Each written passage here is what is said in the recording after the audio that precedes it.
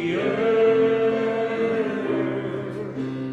There's a way to measure what your word. Crucified, laid behind the stone, you live to die, rejected and alone, like a rose, trampled on the ground. You took the fall and thought of me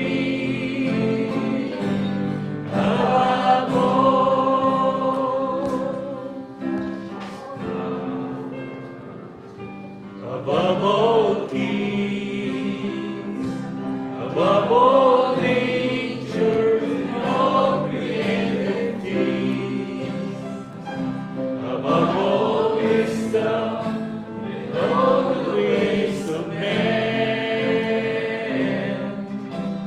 You were here before the world began. Above all kingdoms, above all thrones, above all wonders the world has ever known, above all wealth and treasures of the earth, there's a way to measure what your word.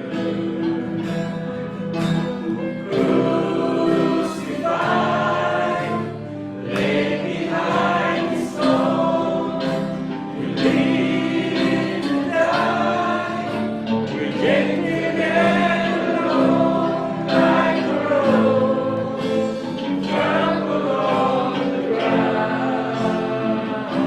You took the fall and thought of me above all.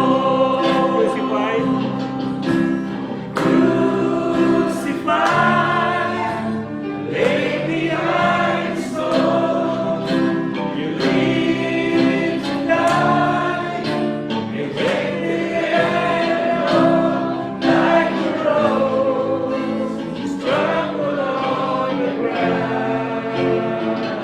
You took the fall and thought of me above all, like a rose, trampled on the ground. You took the fall and thought of me above all.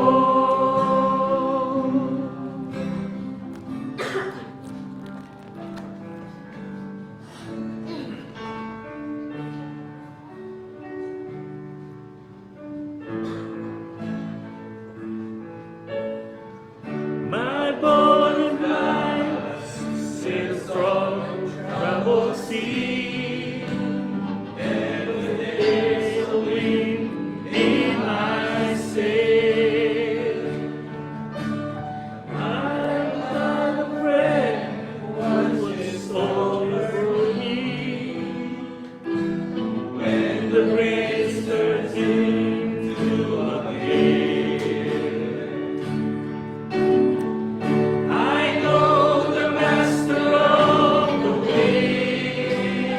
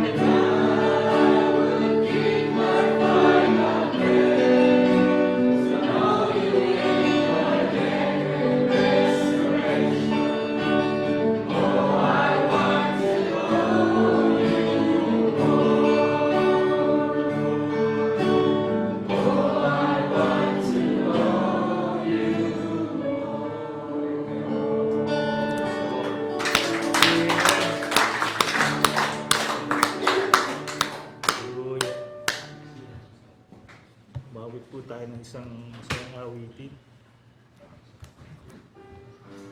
There's power in the blood.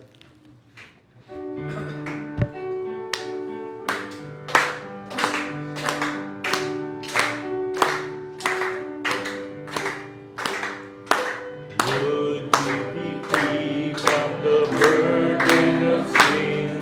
There's power in the blood, power in the blood. Would you be free? There's wonderful power in the blood.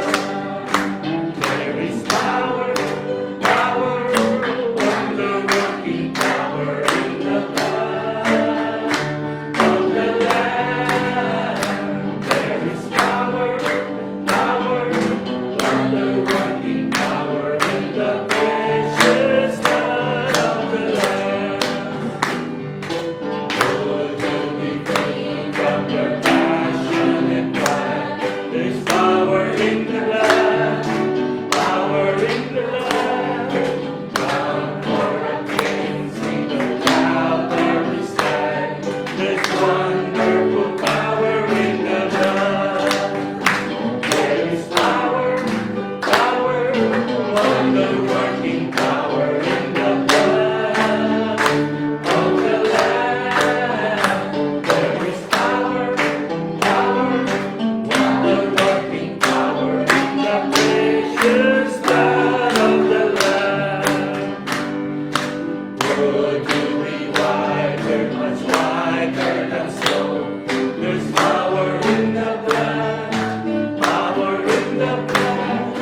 Since are lost in His life-giving flow, there's wonderful power in the blood.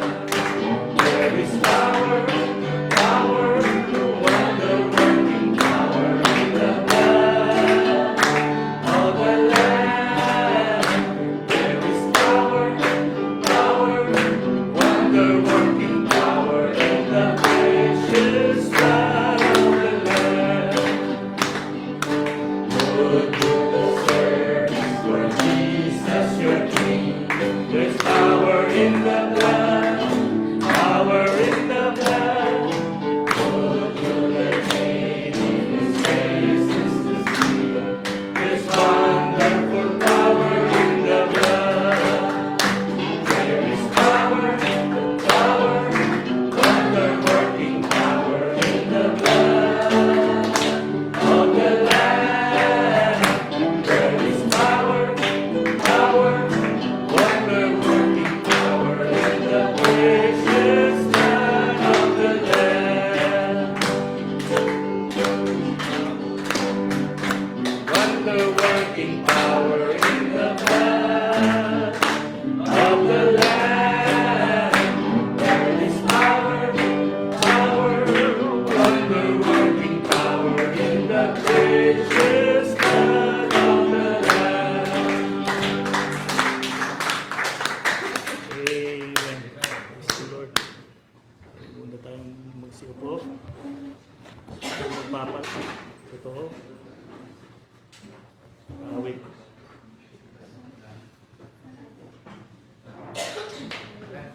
Bless you, brother.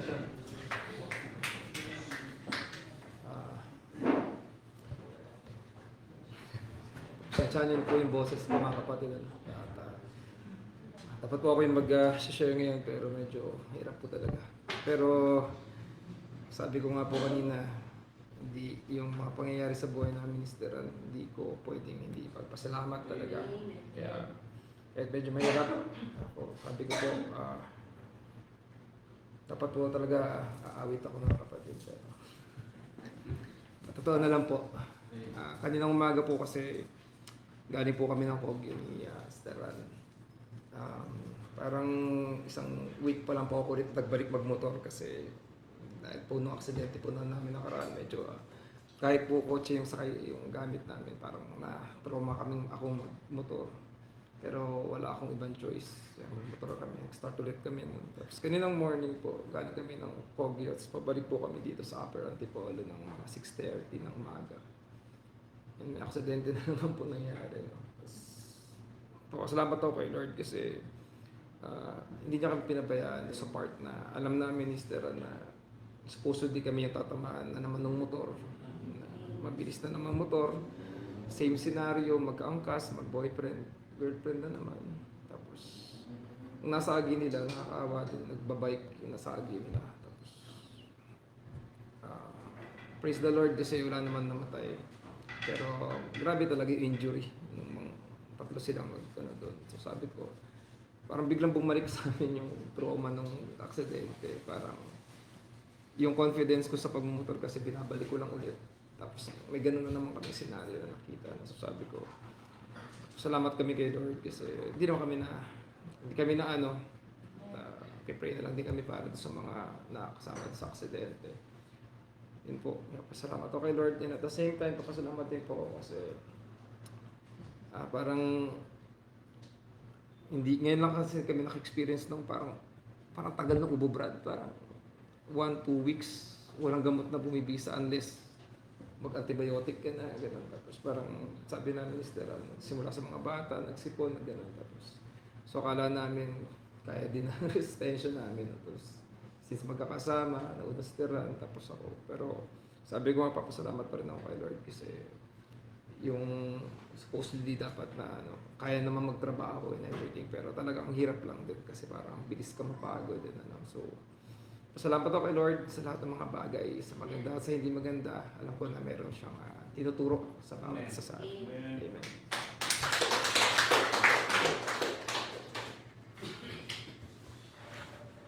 Ito bang mag-aanog na awit na portfolio?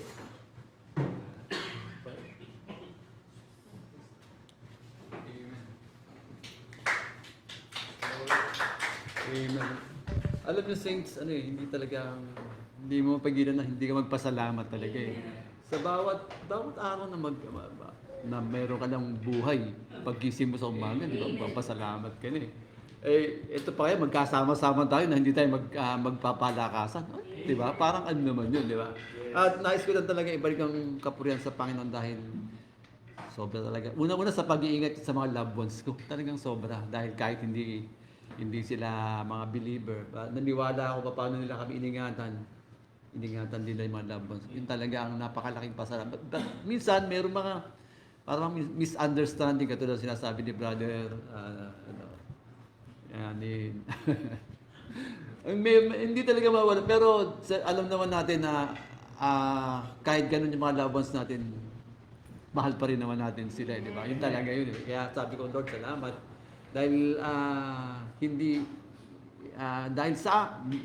naman tayo nagmamalaki, pero dahil sa atin, naingatan sila talaga. Yun ang totoo nun. Iningatan talaga just because of us. Dahil tayo nananalangin sa kanila eh. Di ba? Sabi ko, Lord, salamat. At higit ko pinapasalamatan mga kapatid yung word na palagi talaga. Sobrang yung sub namin ni Brother Noti, grabe. Sabi ko, Lord, ito pa talaga ang bride na kakaiba talaga. Na sabi ko, gano'n nga, kaya pala sinabi mo na kukunti lang talaga eh.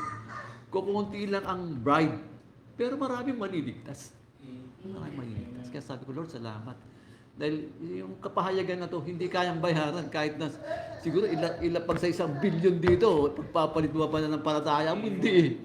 Di ba? Hindi talaga. Kaya sabi ko, Lord, thankful talaga dahil ang kapahayagan na yan ay natanim sa aking puso at isipan na salamat ako sa Lord dahil isa ako sa mga pinili niya. Sabi nga ni Pastor, kung merong isa na dapat ma-body change ngayon, ako yun. Di ba? Ganun yun eh. Ako yun. Diba? Yun talaga kaya lahat ng paburi binabalik ko sa ating Panginoon. Amen.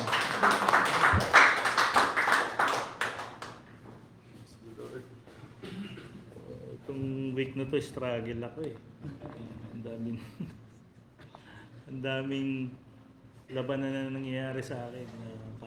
Kahapon nga lang, bumili ako ng breakfast namin. May mga ibigay ng mga leaflets doon, Universal Church of Christ. Tapos, kinuusap ako, sabi, Brad, may nag-ano doon sa amin. Pag gusto mong makinig na salita ng Diyos. Ewan ko kung tama yung sinagot ko, Brad. minsan pinag-iisipan ko kasi baka curse sa kanilang mangyari, ang mangyari sa kanila eh. Kasi ang sinagot ko, I cannot serve two masters at the same time. Tumingin sa akin ganun yung babae. Medyo na ano. Tapos, tinignan ko siyang ganun. Tapos parang napikon siya. Sabi ko, sana hindi ko siya nakopin. Kasi baka maging curse sa kanya yun. Tapos, ayun nga, medyo may mga problema. Pero kaya naman ano, may kakata ko ba? Or ano na tayo ulit? Hindi na. Dito sa Panginoon. At binibigyan pa rin tayo ng patience.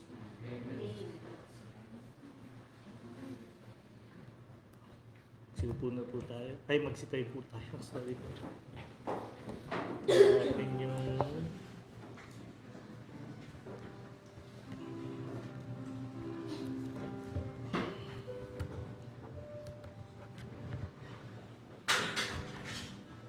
Lord, prepare me to be a sanctuary,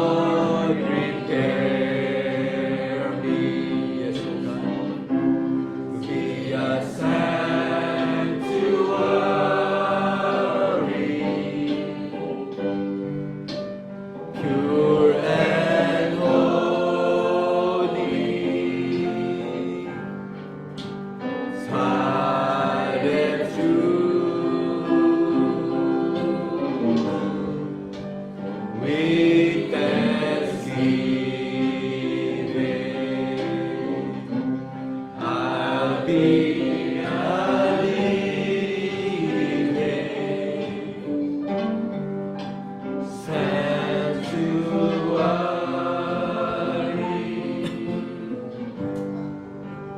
for you.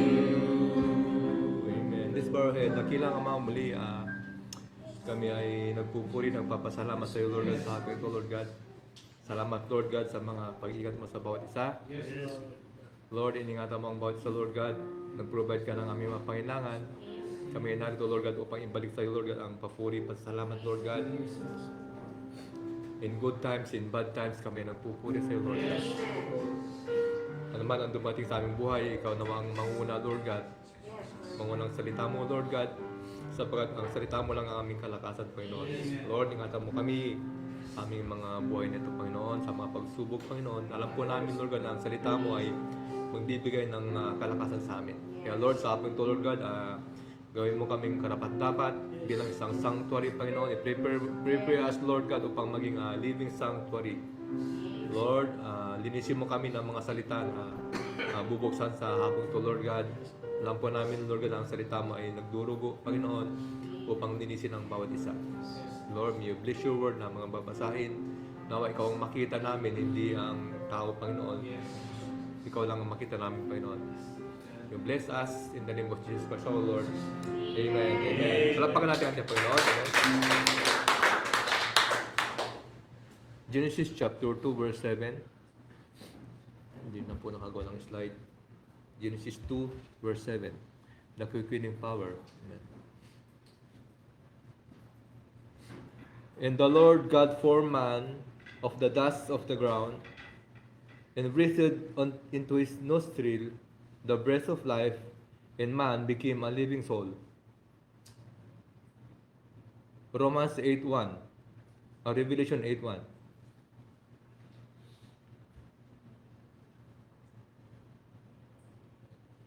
And when he had opened the seventh seal, there was silence in heaven about the space of an hour. The Lord add His blessings to His word. Tayo mga kunang po mga kapatid.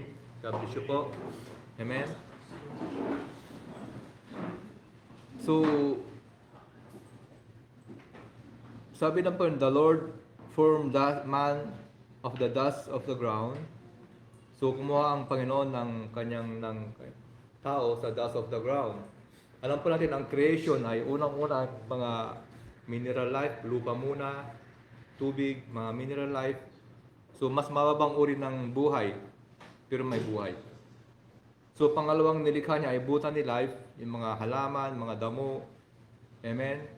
At tinawag niya yung lupa na, o lupa, magkaroon ka ng damo dyan. So, yung damo, yung puno, yung halaman ay galing doon sa lupa. So, yung damo ay bahagi ng lupa.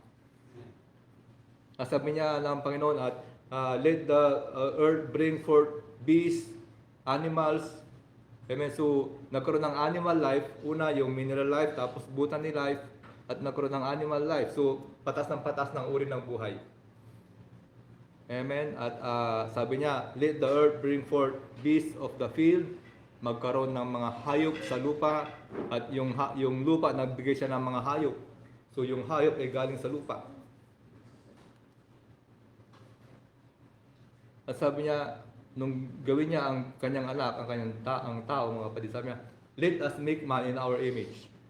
So tinawag niya ang kanyang sarili upang gawin ng tao. Ibig sabihin, yung tao ay bahagi ng Diyos. So, bago niya nilikha ang tao, kung ano ang mga dwelling place niya.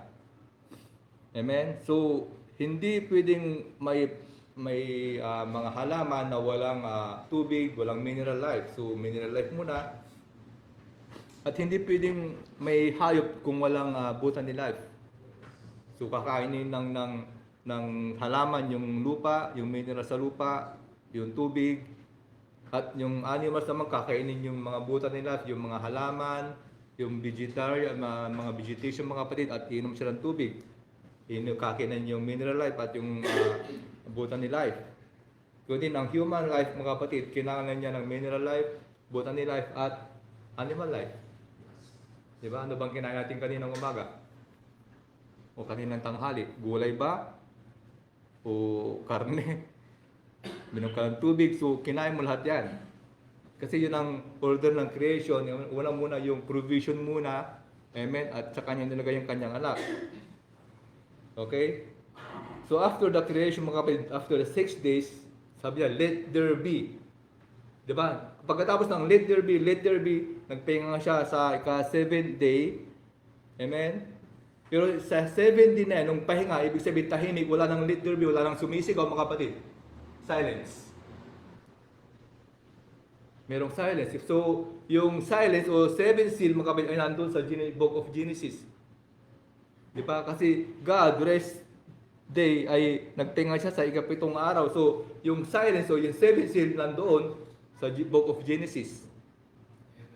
Amen? Okay, so he made from, nung pahinga ang Diyos, nagkaroon ng silence, parang walang ginawa ang Diyos, pero mayroong great things na ginawa ang Diyos. Ibig sabihin, nilikha niya makabit yung living, yung si Adan na kinuha niya sa lupa at inilagay ng breath of life. Ibig sabihin, meron siyang ginawa. Silence, pero may ginawa siyang dakila. Ibig sabihin, yung spirit niya, inilagay niya sa isang tao. Ganun sa ating panahon, nagkaroon ng silence, pero may ginagawa ang Diyos sa atin. Bakit? Nagpapahig siya sa atin. Binuksan niyo ang aklat. Ipinag niya kung sino ka. Amen? So, binuksan niyo ang aklat na ikaw yung galing before the foundation of the world. Amen? So, naging living soul si Adam nung nagkaroon siya ng breath of life. Ibig sabihin, pag walang breath of life na galing sa Diyos, ay patay. So, anything na maraming tao ngayon, mga kapatid, na naglalakad, kumbaga, nagtatrabaho, pero patay. Bakit? Walang breath of life, walang spirito ng Diyos. Amen? Kaya mayroong walking dead. Amen? Okay. 1 Timothy 5:6.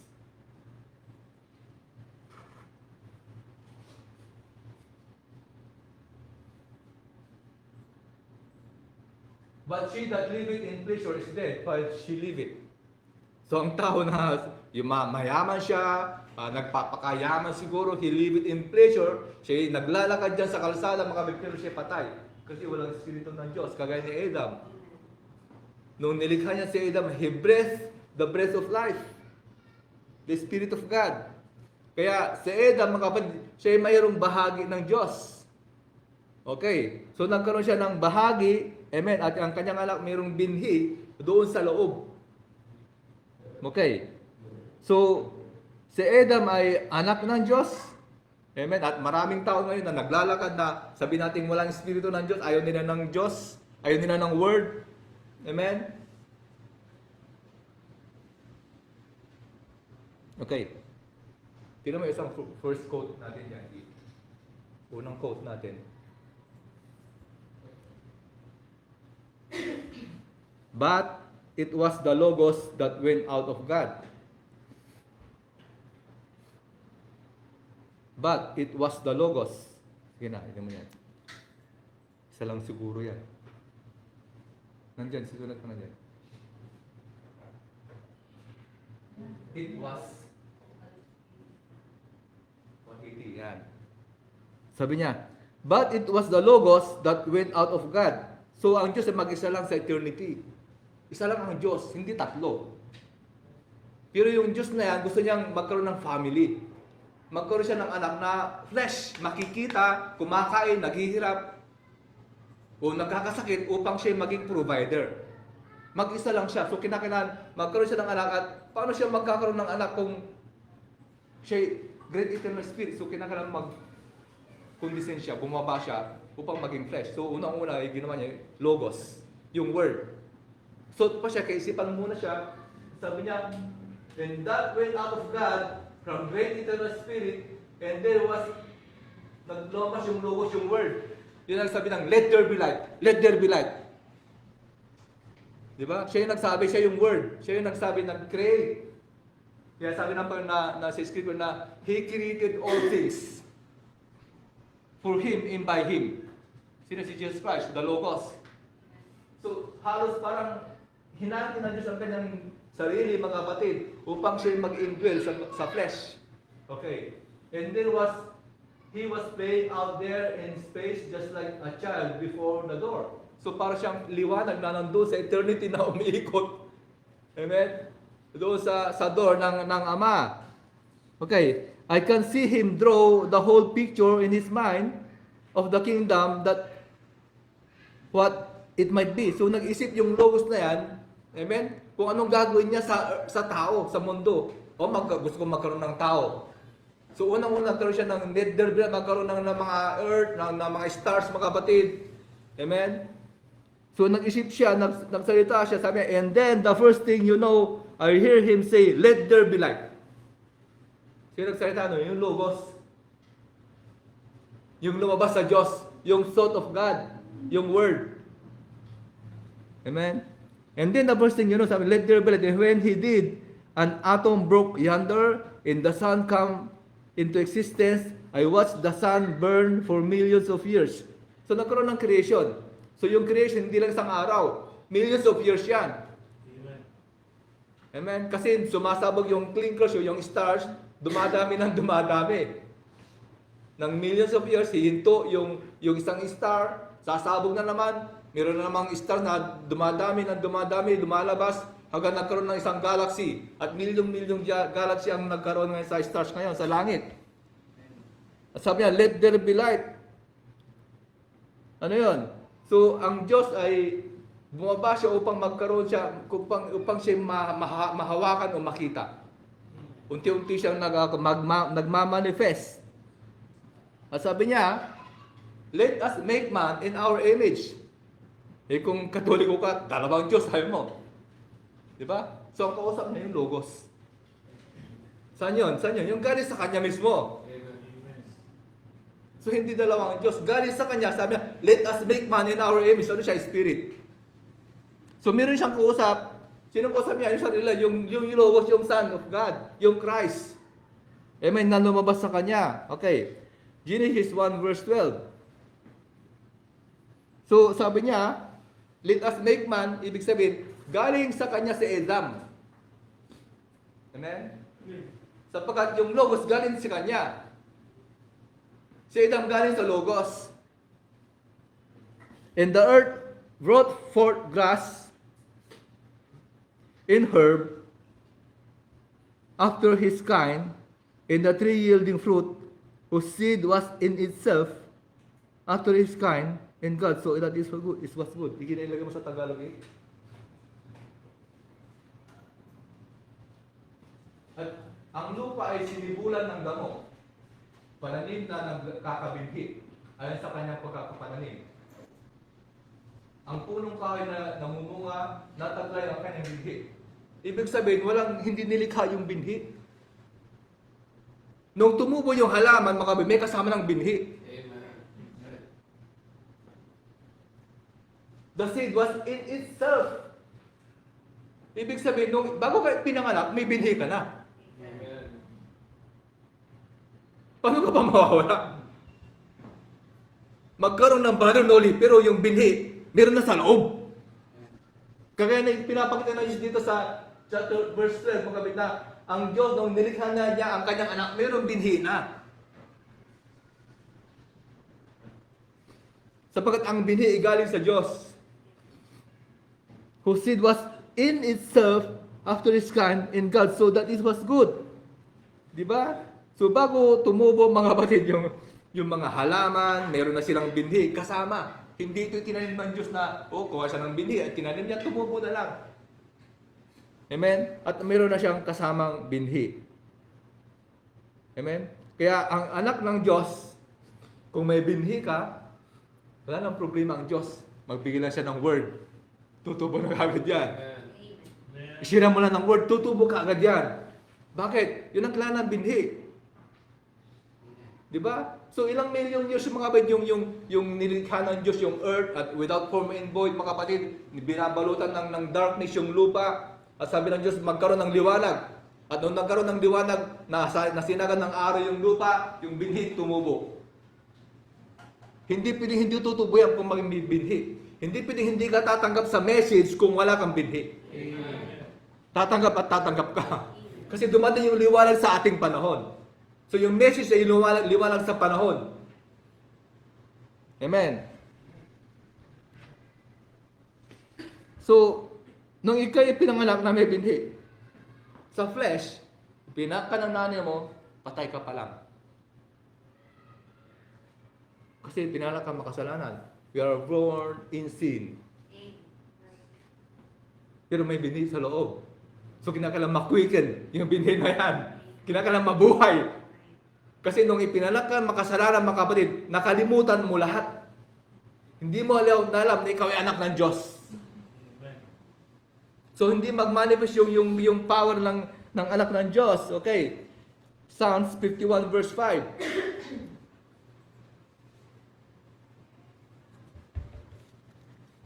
Awit 51 verse 5. Psalm.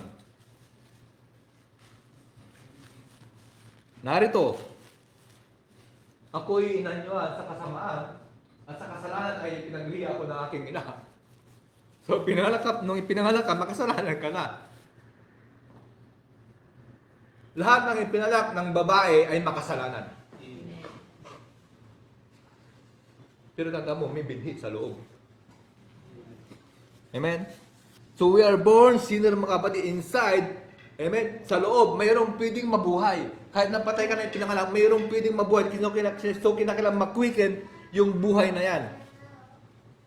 O kinakailangan ma-revive. Kasi nung ipinanganak ka, kinakailangan patay ka, kinakailangan ma-revive yung binhi na nasa loob. Di ba? Ibig sabihin ng revive. Buhayin yung patay. Sa ospital na napunta ko dati, pinagpapakisan ng yung mga intern ng yung mga halos naghihingalo na, ni-revive nila. Amen? Kasi mamamatay na eh. So kinakailangan i-revive. Kasi patay, mamamatay na. Gawin din tayo. Kinakailangan ma-revive o makwiken yung binhi na yan. Kasi pinanganak tayong makasalanan. Paano makikwiken? By the word of God. Okay, Job 25 verse 4. How then can a man be justified with God? Paano mapapagiging ganap ang tao sa Diyos? Paano ka mag-justify? O paano magiging malinis siya na ipinanganak ng isang babae? So, paano malilinis ang isang tao? Alam ni Job, mayroong siyang vision o mayroong siyang revelation kung saan galing ang tao. Alam niya ang original sin. Ang original sin hindi mansanas kundi sexual intercourse between Eve and the serpent. Kinadumihan at tayo pinanganak na makasalanan, sabi ni Job. Paano? Amen? Paano magiging malinis siya na ipinanganak ng isang babae? Paano tayo magiging malinis? Amen, tayo pinanganak na marumi. Amen?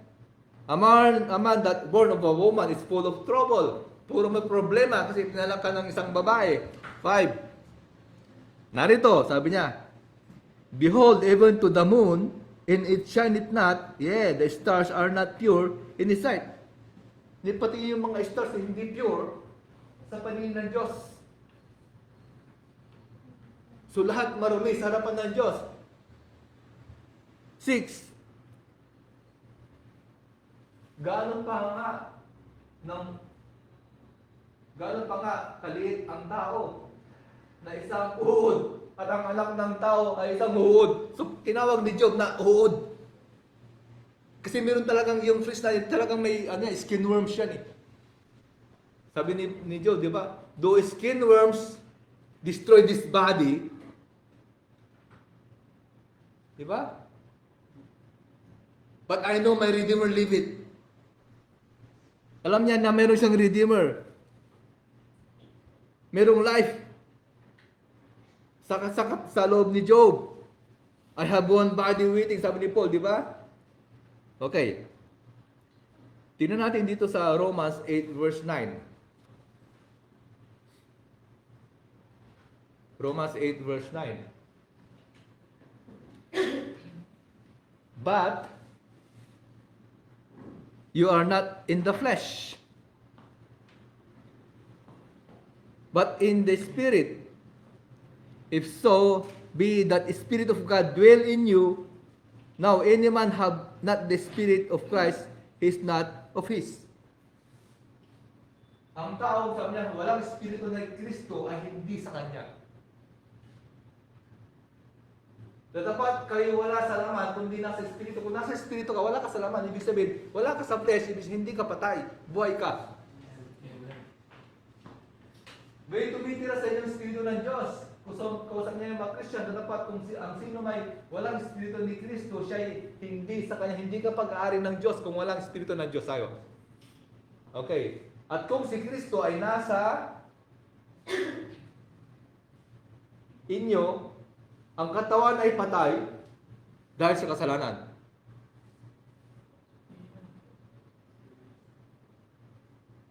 So patay ka dahil sa kasalanan. So dapat ang Espiritu ay buhay dahil sa katuwiran. Okay, basahin ko sa English. And if Christ be in you, the body is dead. So ibig sabihin, patay yung katawan. Kasi buhay si Kristo sa buhay natin. Because of sin, but the Spirit is life because of righteousness. Ibig sabihin, dalawa. Kung patay ka, pero may buhay sa loob. Espiritu ng Diyos, may binhi. Patay ka, pero may binhi sa loob. Pwede kang mabuhay, pwede kang makwiken. Okay? 11. Ngunit, kung ang Espiritu niya ang bumuhay ay mag-uli kay Jesus, ay tumira sa inyo ang bumuhay na mag-uli kay Kristo Jesus, sa mga patay ay magbibigay buhay naman sa inyong mga katawan. Patay yung katawan mo sa kasalanan. Pero kapag Espiritu ni Kristo ay nasa iyo, amen, ay mabubuhay ka. Sabi niya, sa pamamagitan ng kanyang Espiritu ay yan. Sa mga patay ay magbibigay buhay naman sa inyong mga katawan. So yung Spirit na bumuhay kay Christ ay nasa inyo, siya rin naman ang bubuhay sa inyong katawan na patay. Siya ang magkwikwikyan sa buhay sa katawan natin. Amen. Sa pamamagitan ng kanyang Espiritu na tumira sa inyo. O saan nakwikwik ng Spirit? Sino magkwikwikyan o sino magbabago sa atin? Ikaw ba hindi? Yung Spirit na nasa sayo. Amen. He that raised up Christ from the dead shall also quicken your mortal bodies by His Spirit that dwelleth in you. Sino mag-quicken? Sino magbibigay ng body change sa'yo? Sino mag-rapture sa'yo? Nasa loob. Sino magpapagaling sa'yo? Nasa loob. Kinakailangan ng makwiken. Now, ang nagpagaling sa mga tao sa Africa, sabi ni Branham, yung mga tao mismo, nagbigay lang, nakwinikin lang ng prophet, kasi meron siyang nakitang gumaling doon sa entablado, yung mga tao, nagsigalingan na, gumaling na sila sa Africa. Bakit? Inistir lang ng prophet yung kanilang faith. So dumating yung propeta upang i-stir yung faith natin. Dumating yung word para i-stir yung ating faith, para magkaroon tayo ng faith na mataas. Amen. Kasi ang faith o yung kagalingan ay nasa loob. Nasa flesh, nasa loob, nasa puso natin. Nandiyan yung kagalingan. Faith na lang kailangan. Kailangan makwikin lang yung faith. Amen. So kinakailangan makwikin yung seed. So ibig sabihin, yung Espiritu nasa loob, ito yung magkwikin sa flesh natin, ito yung magbabago ng atom natin, ito yung magbabago ng ating katawan hanggang sa rapture. Matagal lang nag-umpisa ng rapture, unti-unti lang. Una muna sa loob muna. At yun, pag nag-clean nasa loob, tsaka yung katawang mortal. Di ba? Okay. Sabi niya, He that raised up Christ from the dead shall also quicken your mortal bodies by His Spirit.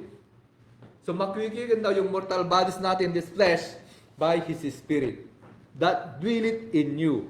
Okay. So ang transformation, mga kapatid, ang rapture ay mag-i-start sa loob. Okay. So it will affect your body. Maapektuhan yung ating katawan. Amen. Genesis 1 verse 2.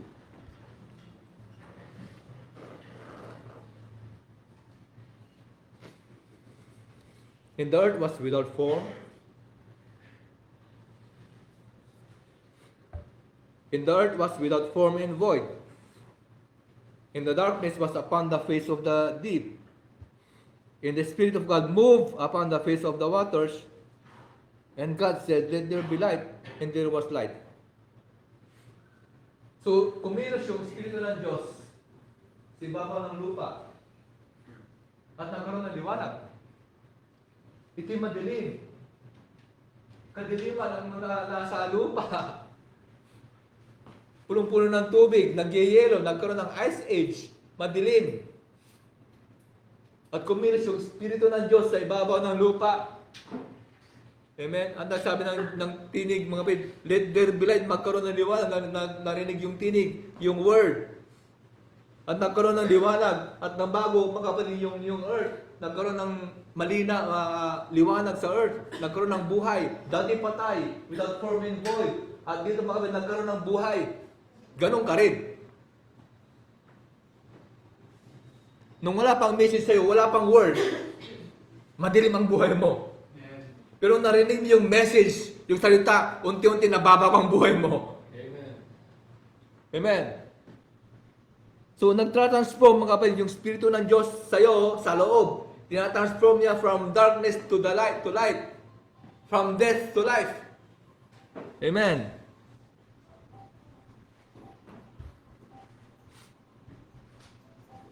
So, sabi ng Scripture, mga kapatid, all that was in God, sabi ng prophet, He poured out in Christ. And all that in Christ was, He poured out in the church. Tira mo ay, buksan mo yung isang post dyan. Nandyan.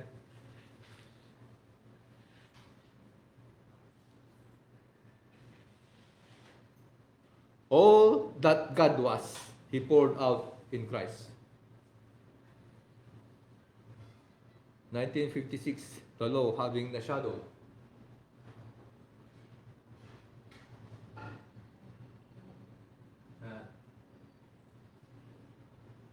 All that God was, He poured out in Christ.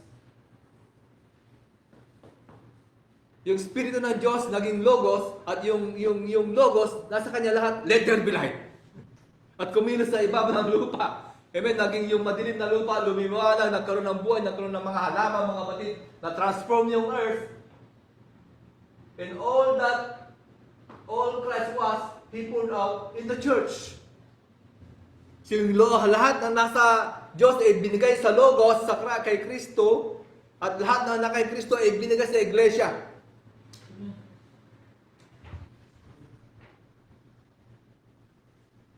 Paano ka hindi matatransform? Paano hindi mababago ang buhay mo kung ikaw ay bahagi ng Diyos? At merong magbabago kasi ikaw ay bahagi. Hindi ka mabago. So yung Espiritu na nag-transform sa earth ay nasa sayo na. Nung tinanggap mo ang Panginoon. So unti-unti, hindi biglaan.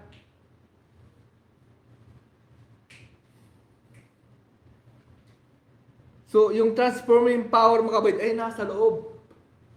Indwelling sa loob. Di ba? Ano ba yung trono ng Diyos? Hindi yung trono ng Diyos na gumawa ka ng mga ginto dyan sa kung saan sa mga kapatid. Yung puso ng tao. Amen? Ang trono ng Diyos. So dapat makiwigin yung nasa loob. Kasi yung nasa loob nga, meron kang binit pero hindi nakikiwikin. So merong proseso. Merong process ng quickening. Okay. Kaya nga, ang Diyos hindi siya, wala siyang pakialam kung anong uri ng tao ka, anong uri ng pagkatao mo, kung makasalanan ka, kung anong ugali mo, gaano ka kasama, walang pakialam ang Diyos. Malaga yung binhi na nasa loob. Na kahit ikaw ang pinakamasamang tao, mababago ka kasi merong binhi sa loob. Amen. Yung pinakamadilim na earth, mga binabago.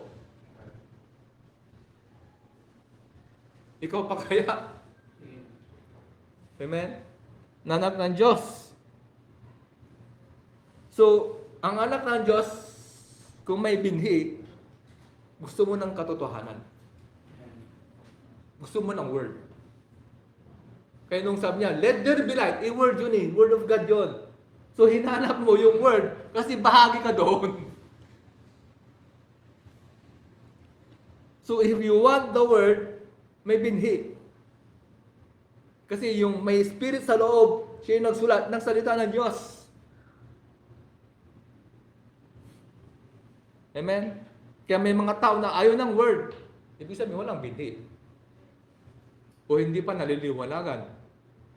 O kulang pa. Kulang ng panalangin, kulang sa sundot. Amen? So God had the breath of life. Ibinigay niya kay Adam. So hindi na mawawala yon. Amen? So, nung kumuha ng Diyos ng isang lupa, nagpinom niya ng isang tao, at He breathed the breath of life kay Adam, and Adam became a living soul. Ibig sabihin nabuhay siya. Buhay na kaluluwa. At yung spirit na yan, nasa bride. Kapag nag-share ka sa kapatid mo, sa anak mo, you are breathing eternal life. Kapag nag-share ka sa kapitbahay mo, kapatid mo, magulang mo, anak mo, parang ang Diyos na nag-breath ng eternal life sa tao. Bakit? It's the Word. It's the Word. Sinira mo yung Word, yung salita. Amen? Kasi breath of God yan eh, yung Word. Man shall not live by bread alone, but by every word that proceeded out of the mouth of God. Ano ba yung galing sa mouth of God? Hindi nga ng Diyos. It's the breath of life. Amen? So, habang ikaw nag-share ng word, amen? Yung message of the hour, yung open word, amen? Na-transform yung earth, matransform din yung mga sisiran mo kapag sila tumanggap. Amen? So, marami naman nag-share eh. Pero ang problema, ginagawang denomination, ginagawang religion. Kinukunin sa isang kulungan, ililipat sa isang kulungan. Hindi ibibigay kay Kristo. Hindi ilalagay sa Word. Amen. Kaya dapat may share lang natin yung Word. Kung tatanggap, lahat tayo walang problema. Pag tumanggap, di ibigay natin sa Panginoon. Maglingkod siya sa Panginoon. Hindi tayo kailangan magpalaki ng isang iglesia o magpatayo ng dome. Di ba? Ng Philippine Arena. Hindi na. May share lang natin yung Word. Okay. Next slide. Number 68.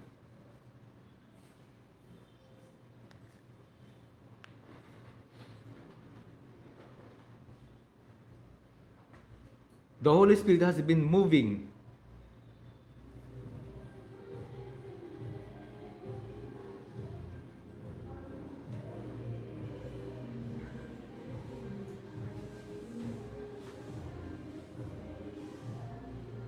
So the Holy Spirit, sabi niya, has been moving. There was just a little breath of it with Luther. So dumating si Martin Luther sa 7 church ages, may hininga. Little breath lang yon. Ano yung little breath? The just shall live by faith. Ibig sabihin, yung breath of God is the word of God. Nagkaroon siya ng breath of life eh. The just shall live by faith. Kunting hininga lang yon ng Diyos. A little blow of it with Wesley. Sanctify them by truth. Thy word is truth. Little breath. Kunting hininga lang. Unti-unti nang bubuhay ang iglesia.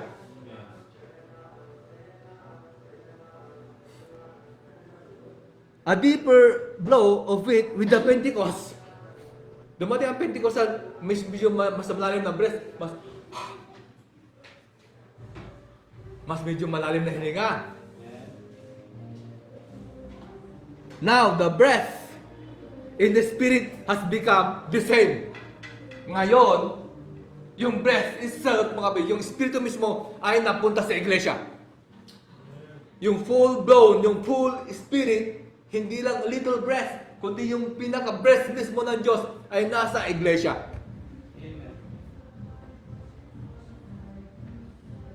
She is uniting together, bringing forth the same powerful blow of the Holy Ghost. So, same powerful blow ng Holy Ghost. Nasaan? Nasa church. Nasa bride of the Holy Ghost like He did back there. Is manifesting the same works that He did back there is being manifest right today, the same thing. Kung sinabi ng Diyos mga kapatid na the breath of God kay Adam, pares lang ngayon. Same thing ngayon. Amen? Nagkaroon siya ng breath of life kay Adam. Okay. So, a little breath sa Martin Luther, sa Lutherans, a little breath sa mga Pentecostals, o sa Wesleyans, sa Methodist, sa Baptist. Kasi naglabasan Protestante na sila, naglabasan na sila mga kapatid, Reformation na sila lahat. Konting breath lang yun, konting hininga lang yun. Pero sa ating panahon, yung buong hininga ng Diyos ay binigay sa ating panahon.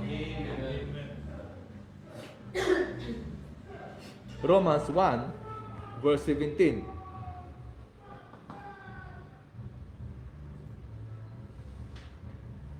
Hindi na pala. Okay. Yung isang quote na lang, 129.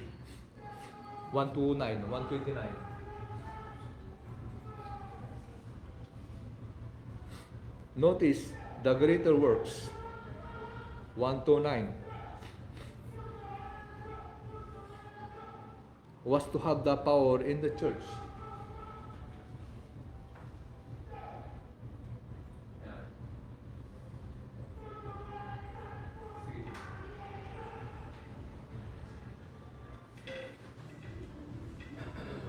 Impart eternal life.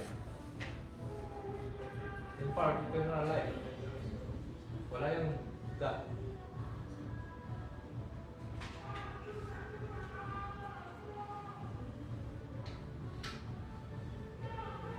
One, two, nine. Now, notice the greater works was to have the power in the church, not only to heal the sick by prayer. So maganda, di ba? Ipag-pray natin yung mga may karamdaman, gumaling. Amen? So, may mga miracles mga kapatid. Napakaganda, di ba? So, the greater works was to have the power in the church, not only to heal the sick by prayer, or cast out devils by prayer, but to impart eternal life